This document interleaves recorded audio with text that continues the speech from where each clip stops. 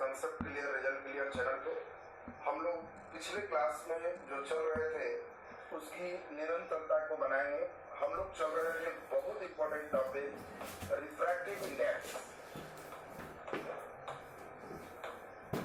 हम लोग देख रहे थे रिफ्रैक्टिव इंडेक्स, जिसको हम लोग हिंदी में जानते हैं अपवर्तनांक। तो बहुत ही महत्वपूर्ण टॉपिक हम लोग चल रहे थे अपवर्तनांक रिफ्रैक्टिव इंडेक्स। तो अब जरा ध्यान दीजिए, यहाँ पे बहुत बढ़िया से समझने पर क्या होता है अपवर्तनांक, कैसे इसको हम लोग सीखते हैं, क्या इसमें सिस्टम होता है। तो पिछले क्लास में हमने आपको बताया था कि अपवर्तनांक दो प्रकार का होता है। एक को हम लोग कहते हैं निरपेक्ष अपवर्तनांक और दूसरा को हम लोग कहते हैं सापेक्ष अपवर्तनांक। एक का नाम आपको बताए थे कि एब्सोल्यूट रिफ्रैक्टिव इंडेक्स और दूसरा का हम लोग नाम बताए थे रिलेटिव रिफ्रैक्टिव इंडेक्स। इसमें निरपेक्ष अपवर्तनांक की बात पूरे पिछले क्लास में आपको हम समझा चुके कि निरपेक्ष अपवर्तनांक को ही हम लोग अपवर्तनांक कहते और इसको म्यू से सूचित करते हैं। और म्यू का फॉर्मूला आपको बताए थे C/V होता है और इस पर कैसे कैसे प्रश्न बन सकते हैं, कैसा क्वेश्चन पूछा जाएगा, ये सभी बात पिछले क्लास में आपका हो चुका है। अब आज का क्लास आपके लिए बहुत ही खास, चूंकि आपको हम बताए थे सबसे इंपॉर्टेंट बात कि जो बच्चे इस रिफ्रैक्टिव इंडेक्स को समझ लें उनको फिजिक्स में कोई समस्याएं नहीं होगी, उनको कोई दिक्कत नहीं होगी। उन्हें लगेगा ही नहीं कि सर कोई दबाव पड़ रहा है और हम लाइट समझने में हमको कोई दिक्कत आ रही। तो आज हम ये मान के चलते हैं कि सभी बच्चे को निरपेक्ष अपवर्तनांक की बात पूरी क्लियर हो चुके हैं। आज हम लोग चलेंगे सापेक्ष अपवर्तनांक टॉपिक पे और बहुत ही इंटरेस्टेड सापेक्ष अपवर्तनांक की बात आज क्लियर करेंगे।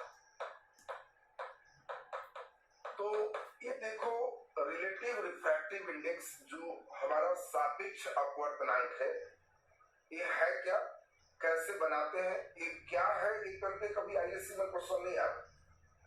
इसके कंसेप्ट जो आत्मा छिपे हुए हैं, प्रश्न वहां से आते हैं और इसीलिए आपको मुख्य रूप से उस पर ज्यादा ध्यान देना होगा। तो देखिए, अब सबसे पहले इंपॉर्टेंट बात हम लोग समझे, सापेक्ष अपवर्तनांक क्या होता है। तो आपको ध्यान रखना है, एक माध्यम के तुलना में दूसरे माध्यम का जो अपवर्तनांक होगा उसको सापेक्ष अपवर्तनांक कहते हैं। नाम से ही क्लियर हो रहा है। निरपेक्ष का मतलब है सिर्फ मुझे निर्वात में प्रकाश के वेग से मतलब है और इसीलिए इसमें सिर्फ C/V ही हम लोग कर रहे हैं। लेकिन सापेक्ष का मतलब है एक माध्यम के तुलना में दूसरे माध्यम का जो अपवर्तनांक होगा वो सापेक्ष अपवर्तनांक होगा। निरपेक्ष अपवर्तनांक कभी भी एक से ज्यादा होता है, हवा के लिए एक के बराबर होता है, जबकि सापेक्ष अपवर्तनांक एक से कम हो सकता है, एक से ज्यादा हो सकता है, एक के बराबर हो सकता है, इसका कोई भी वैल्यू हो सकता है। केवल अपवर्तनांक कहेगा तो आप निरपेक्ष की ही बात को समझ। तो अब इंपॉर्टेंट चीज आपको हम यहाँ से शुरू कर रहे हैं, बहुत ही बढ़िया से मेरे साथ ध्यान देना कि पूरा कंसेप्ट आपका एकदम क्लियर हो जाए। फिर जब प्रश्न चले तो आप मुस्कुराओ कि सर एकदम समझ गए, खूब बढ़िया से इसको बना सकते। अब बताओ, सापेक्ष अपवर्तनांक का मतलब क्या हुआ, किसी एक माध्यम की तुलना में, किसी एक माध्यम के तुलना में, किसी एक माध्यम की तुलना में दूसरे माध्यम के अपवर्तनांक को, दूसरे माध्यम के अपवर्तनांक को सापेक्ष अपवर्तनांक कहते हैं। सापेक्ष अपवर्तनांक कहते हैं।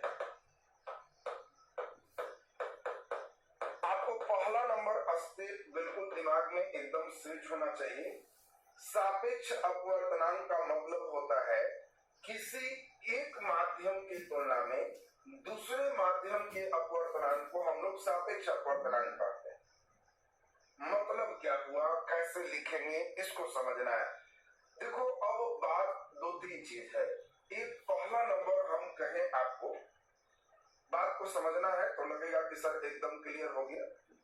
हम आपको कहें कि लंबा है, तुम लंबा है, तो लंबा दो तरह से होता है। एक को कहते हैं निरपेक्ष और दूसरा को कहते हैं सापेक्ष। निरपेक्ष और सापेक्ष, हमेशा देखो जीवन में ये दोनों चीज होते हैं, हमेशा निरपेक्ष सापेक्ष दोनों होते हैं। निरपेक्ष का मतलब है कि कोई विशेष को लेके नहीं चलना, किसी को लेके चलना।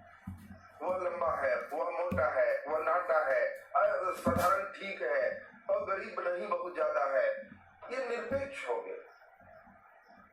लेकिन सापेक्ष का मतलब एक के तुलना में दूसरा के सापेक्ष है। जैसे अब तुमको हम कहें कि बोलो यह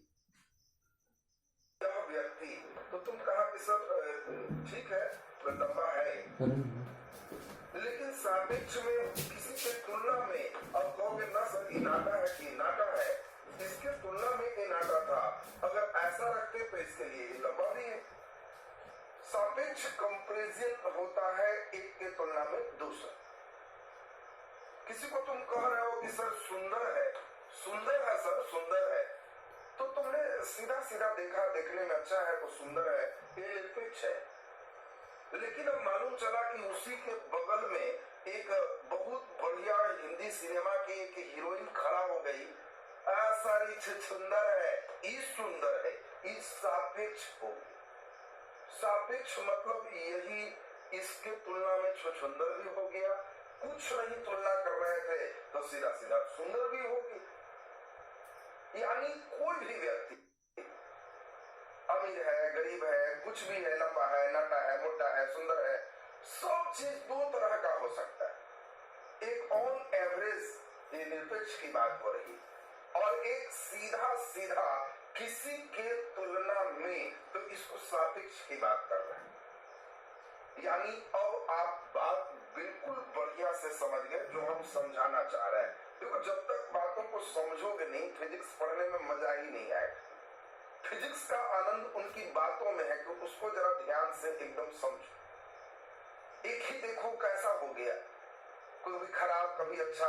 अब कहोगे राहुल सर मोटे हैं, अरे तो तुम हमको अगर मोटे कहोगे, हो सकता है हम जापान से सुमो पहलवान बुला दे, एकदम हैवी 300 किलो वजन वाला। ना ना राहुल सर दुबले पतले हैं कि कौन मोटा कहता है, मोटा तो तू है।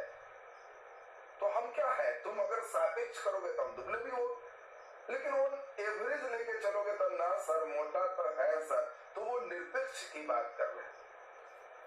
तो अब आप यहाँ पे देखो, बात आपको बिल्कुल समझा दिए। पिछले क्लास में तुम निरपेक्ष पूरा पढ़ चुके हो। निरपेक्ष का मतलब हो गया c/v, निर्वात में प्रकाश का वेग बटे किसी माध्यम में प्रकाश का वेग, वही हमारा निरपेक्ष बात। और जैसे ही हम सापेक्ष की बात करते हैं तो एक माध्यम के तुलना में दूसरे माध्यम की बात हो रही है, तो इसको हम सापेक्ष अपवर्तनांक के नाम से जानते हैं। और सापेक्ष का मतलब अब हम आपको जो कहें, दो तीन बात समझना। पहले माध्यम का अपवर्तनांक, पहले माध्यम का अपवर्तनांक दूसरे माध्यम के तुलना में, दूसरे माध्यम के तुलना में, देखो बहुत ही बढ़िया से आपको समझना होगा। जो बच्चे खूब बढ़िया से मेरे साथ समझोगे उनको क्लियर। अपवर्तनांक के लिए हम लोग मीन लिखते हैं। देखो हम सारा डर भगाएंगे। कई बच्चे का सब साइकोलॉजिकल डर ऐसा होता है ना कि ऐसा देखते ही बेचारा बना ही नहीं पाता। अपवर्तनांक बोलेंगे तो मीन लिख देना। पहले माध्यम का अपवर्तनांक, तो यहाँ बंद कर देना। क्यों? इसका अपवर्तनांक निकालना है।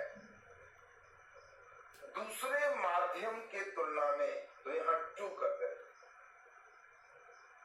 पहला माध्यम का अपवर्तनांक दूसरे माध्यम के तुलना में। तो अब आपको ध्यान रखना है कि आपको μ2 1 कर दिए, काम कंप्लीट हो गई।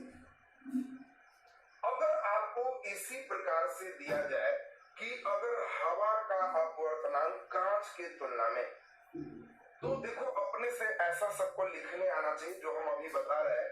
आपको कहा जाए कि बताओ हवा के तुलना में पानी का अपवर्तनांक, हवा के तुलना में पानी का अपवर्तनांक। सभी बच्चे खूब बढ़िया से ध्यान देना, क्योंकि ये बात अगर तुम समझ गए ना तो मेरा दुख खत्म, फिर तुमको कोई दिक्कत नहीं होगी। ज्यादातर बच्चों को हम देखते हैं कि ऐसा लिखने में उनको भारी समस्या है, लिख ही नहीं पाते। तो तुम्हें इस बात को एकदम ध्यान देना है, हवा के तुलना में, तुलना छोड़ दो, पानी का अपवर्तनांक, तो पानी को वाटर कहते हैं तो म्यू वाटर, जिसका अपवर्तनांक रहेगा वो इधर लिखना कि पानी का अपवर्तनांक तो म्यू वाटर, पहले माध्यम का अपवर्तनांक तो म्यू 1, दूसरे के तुलना में तो दो इधर, हवा के तुलना में तो एयर इधर। देखो यही चीज तुमको समझना है, जिसका अपवर्तनांक होगा वो बाद में और जिसके तुलना में होगा वो पहले। जैसे एकदम देखते जाओ बढ़िया से, अभी ध्यान देते जाओ, ऐसा 2-4 जहां लिखने आ गया फिर समस्या खत्म। पानी मतलब वाटर के तुलना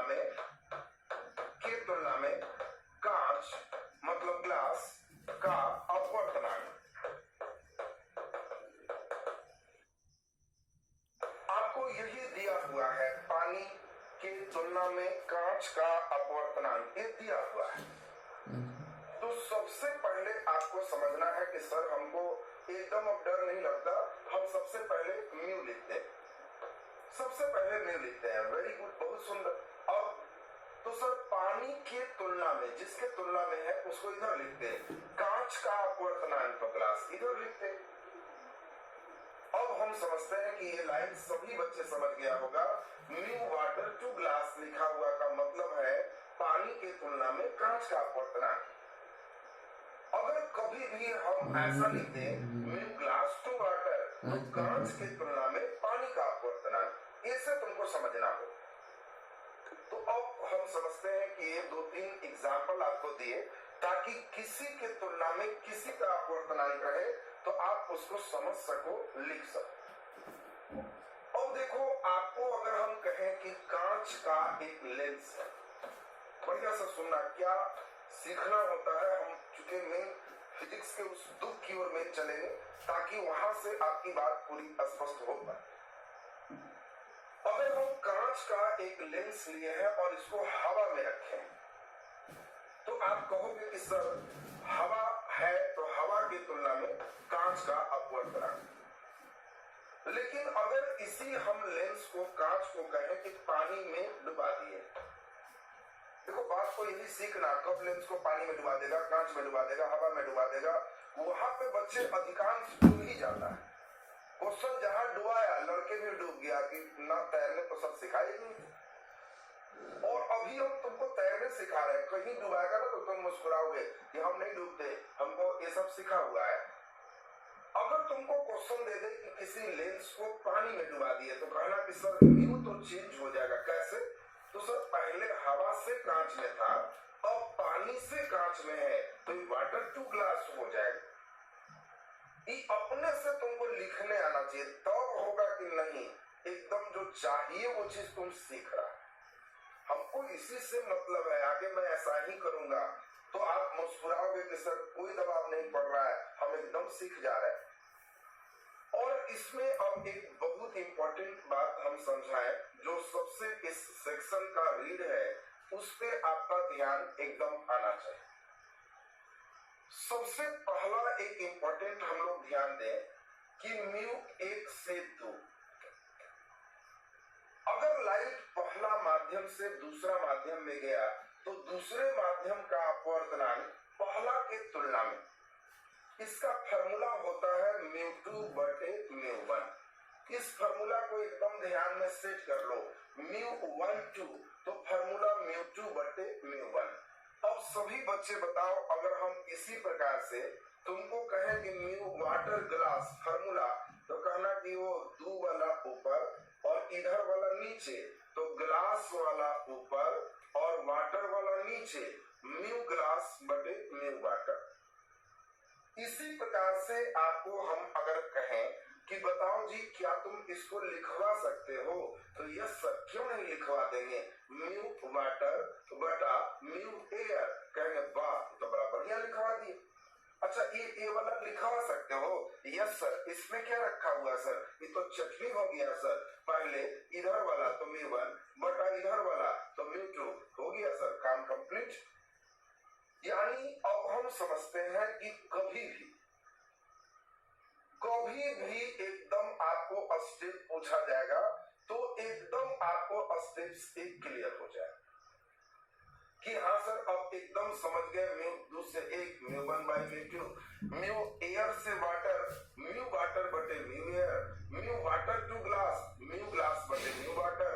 अगर हम कहीं लिखते म्यू फ्लिंट कांच टू ग्राउंड कांच, कहेगा सर म्यू ग्राउंड कांच बटे म्यू फ्लिंट कांच। एकदम अपने से फटाफट ऐसा आपसे कर सकते। अब हम लोगों को सबसे इंपॉर्टेंट दूसरा नंबर समझना है।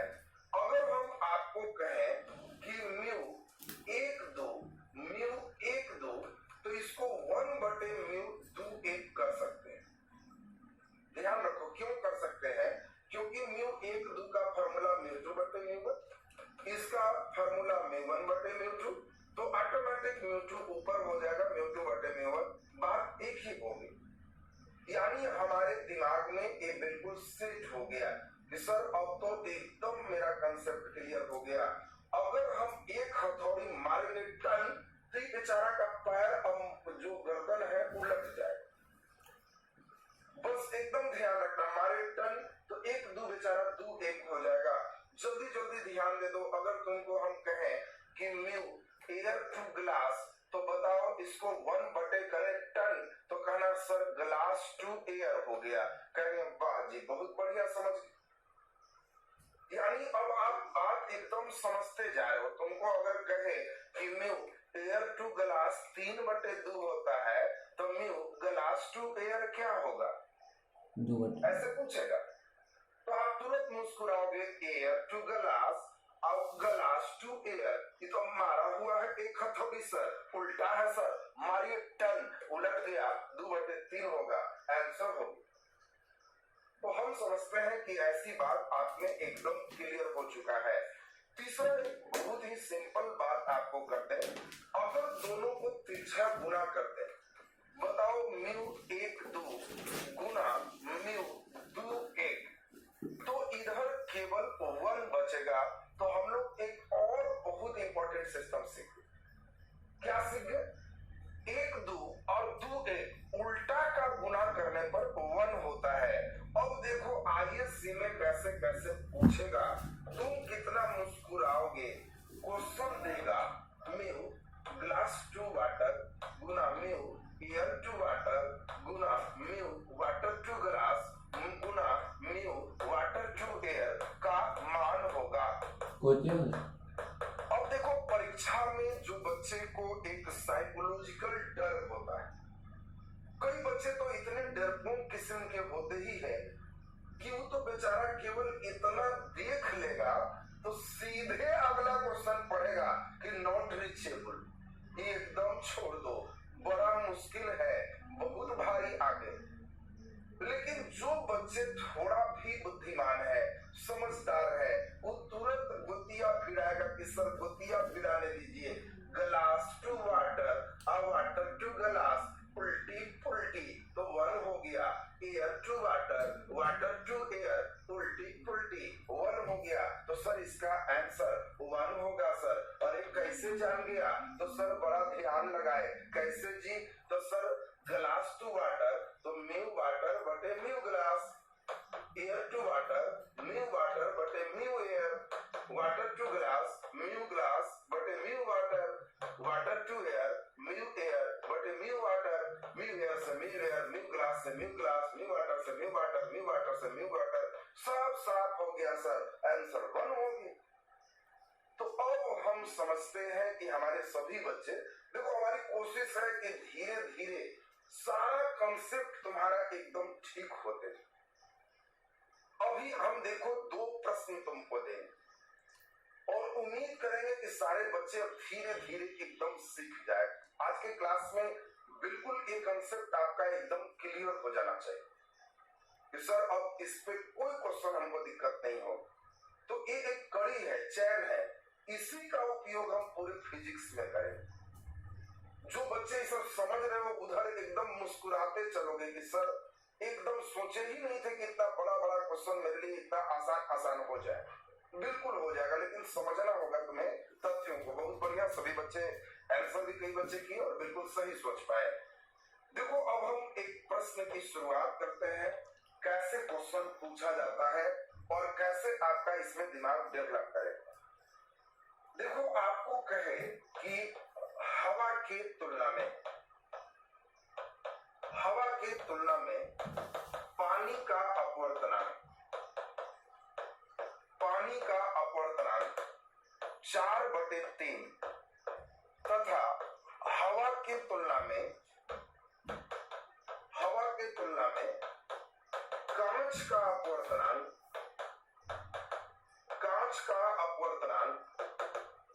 3/2 है। तो निम्नलिखित का मान ज्ञात करें। मान बताएं। फर्स्ट नंबर आपको दे दें, पानी के तुलना में हवा का। सेकंड नंबर आपको दे दें, पानी के तुलना में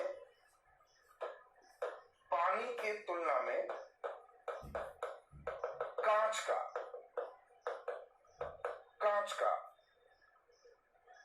थर्ड नंबर हम आपको दे दें, इसी में थर्ड नंबर हम आपको दे दें, तीसरा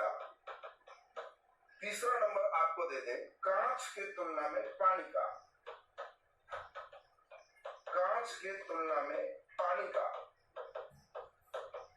और चौथा नंबर आपको दे दें, कांच के तुलना में हवा का।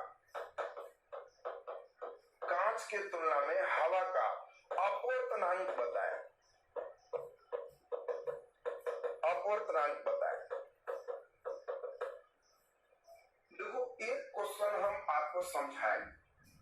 जिन बच्चों का पूरा ध्यान मेरे साथ आ गया कि सर एकदम समझ में हमको आ रहा है, उनको कोई दिक्कत नहीं होगी।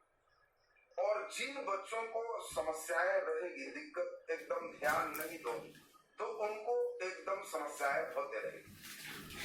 तो सबसे पहले इस प्रश्न को खूब बढ़िया से समझो, इधर उधर का ध्यान एकदम हटा, और जो बच्चे एकदम एक जगह केंद्रित होंगे तो उसको एकदम सही हो जाएगा।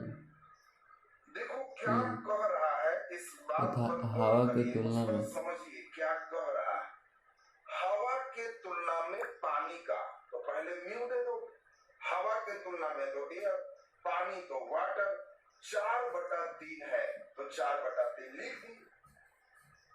जो क्वेश्चन बोला हमने लिख दिया। हवा की तुलना में तो एयर, पानी का तो वाटर, 4/3 है हमने लिख दिया।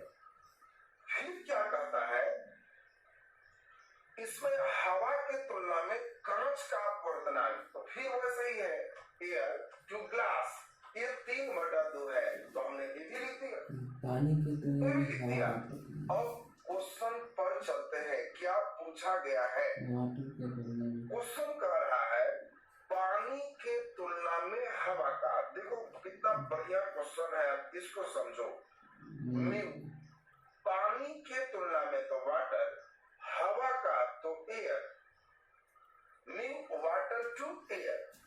सारे बच्चे समझ रहे होंगे कि सर इसको अगर एक हथौड़ी मारेंगे ना तो यह एयर टू वाटर हो जाएगा, और एयर टू वाटर हमें 4/3 दिया हुआ है, इसीलिए 3/4 आंसर हो जाएगा। हम भी कहेंगे वाह बहुत सुंदर समझ गया, बहुत बढ़िया समझ गया। हमें वाटर टू एयर चाहिए, पानी की तुलना में हवा का तो वाटर टू एयर, हमारे टन से तो एयर से वाटर, ये दिया हुआ है, बैठा दिया, आंसर तैयार हो गया। फिर हम लोग का क्या कह रहा है उसको सुनो। पानी के तुलना में कांच का म्यू, पानी मतलब वाटर, कांच मतलब ग्लास, वाटर टू ग्लास। बहुत सारे बच्चे को क्लियर होगा कि सर एकदम समझ गए फॉर्मूला, म्यू ग्लास बटे म्यू वाटर। अभी तुमको सिखाए हैं पहले ऊपर फिर नीचे। दोनों में एक ही चीज लिख सकते हो, इसमें दोनों में एयर है तो दोनों में एयर एयर लगा सकते हो। दोनों में एक ही माध्यम लगाओगे भी तो कट जाएगा, उससे कोई असर नहीं पड़ेगा। आपको अपने से समझना है म्यू ग्लास बटे म्यू एयर, म्यू वाटर बटे mu air, mu air mu air cut जाएगा।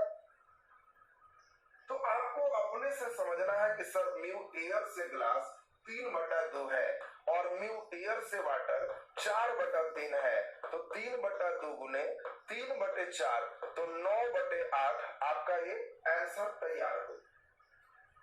9/8 आंसर तैयार हो गया।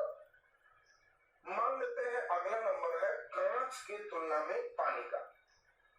तो सारे बच्चे समझ गए होंगे कि सर म्यू कांच के तुलना में तो ग्लास, पानी का तो वाटर, 1/म्यू तो उलट देंगे वाटर टू ग्लास और 1/म्यू वाटर टू ग्लास 9/8 अभी निकाले हुए हैं, इसीलिए 8/9 बिल्कुल सही आंसर हो, बिल्कुल सही आंसर हो। इसी प्रकार आपको कहें कांच के तुलना में हवा का तो म्यू, कांच माने ग्लास, हवा का तो एयर, 1/2 तो म्यू एयर टू ग्लास। बोलो एयर टू ग्लास हम लोग को दिया हुआ है 3/2, उलट देंगे 2/3, बिल्कुल सही आंसर हो। तो अब हम समझते हैं कि इस तरह के प्रश्न कैसे पूछे जाएंगे। पूरा नहीं पूछेगा, कोई एक स्टेप उठा के तुमको ऑब्जेक्टिव दे देंगे।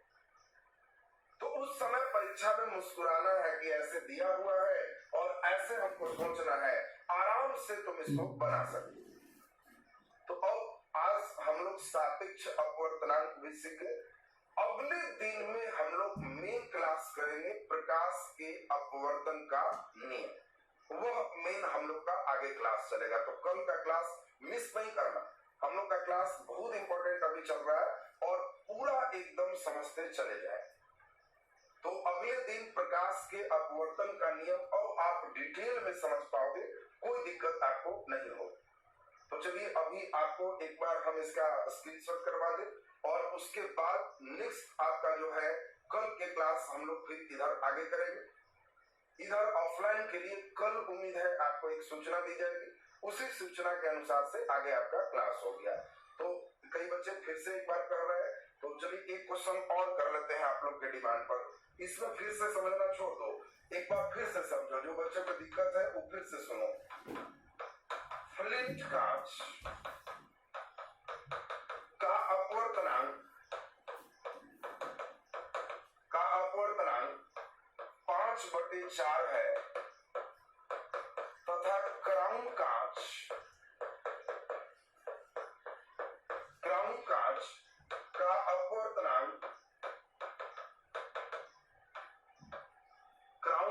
का अपवर्तनांक 3/2 है। तो फ्लिंट कांच के तुलना में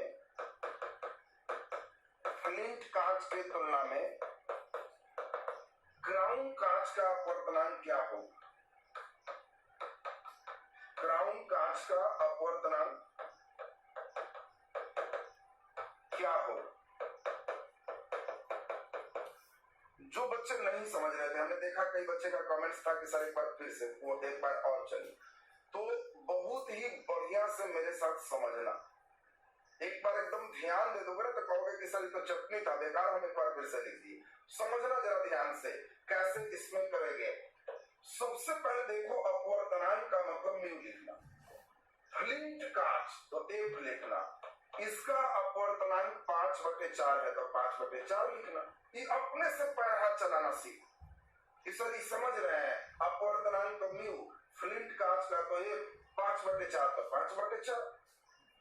फिर कहता है क्राउन कांच सी का अपवर्तनांक 3/2 है तो म्यू, क्राउन कांच तो सी, ये 3/2 है तो 3/2 कर ली। हाँ ऐसे लिख देना है। हमारे घर में तब अपने से चलना। क्वेश्चन क्या पूछ रहा है? हमारे क्वेश्चन पूछ रहा है कि सवेरे पर हमारे घर चालू कर दूंगा तो नेट ऑन आना के तुलना दस मिनट ऑन में आना इधर होगा। चालू कानून काज का अपवर्तनांक तो इधर हो। आपको यही तो सिखाए हैं कि जिसका अपवर्तनांक है दाईं ओर, जिसकी तुलना में है बाईं ओर, बार बार यही तो सिखा रहे हैं। अब अपने से इसको सेट कर लो कि सर ऐसा में सीखे हैं म्यू क्राउन बटे म्यू फ्लेंज हो गया। म्यू क्राउन 3/2 है बटे म्यू फ्लेंज 5/4 है, तो नीचे वाला उलट जाएगा 3/2 गुने 4/5। इसको 2 बार में काट देंगे तो 6/5 आंसर हो गया। बिल्कुल सही जवाब के बच्चे बना रहे हैं। तो अब हम समझते हैं कि सारे बच्चे को अब स्टेप एकदम क्लियर हो गया होगा कि सर अब एकदम हम समझ गए। तो चलिए ये सारे लोग का स्टेप्स क्लियर। अब चूंकि हमने जान के एक और दिया कि इसमें गड़बड़ नहीं है, अब वर्तनांक एकदम देह झाड़ के रखोगे एकदम सही, तब तुमको आगे डीप रेंज पढ़ने में बहुत मजा आएगा कि अब कोई समस्या नहीं। तो आज का क्लास बिल्कुल क्लियर हो गया। कल के क्लास में हम लोग इससे आगे चलेंगे। स्नेल्स का नियम वो बहुत ही इंपॉर्टेंट है, उसको हम लोग करेंगे। अभी आपका इंग्लिश का क्लास होगा और ऑफलाइन के लिए क्लास कब होगा? कल आप लोगों का सूचना दिया जाएगा, तो कल सूचना को सुन लेंगे, उसके बाद तब आपका फिर आगे का सिस्टम। अभी जल्दी जल्दी स्क्रीनशॉट ले लीजिए, चूंकि वीडियो प्राइवेट हो जाएगा तो आपके पास रखना चाहिए कि हाँ कॉपी में मेरा स्क्रीनशॉट से लिख लें। तो चलिए जल्दी से आप इसको फटाफट इतना दूर का एक बार स्क्रीनशॉट लीजिए।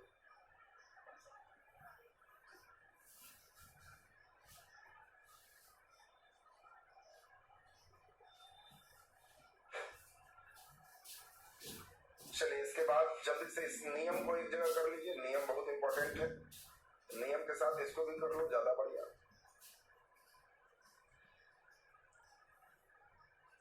चलिए हो गया। अब इसके बाद यहां से आपके पास इस क्वेश्चन को कर लीजिए और फिर एक क्वेश्चन और कर लेंगे।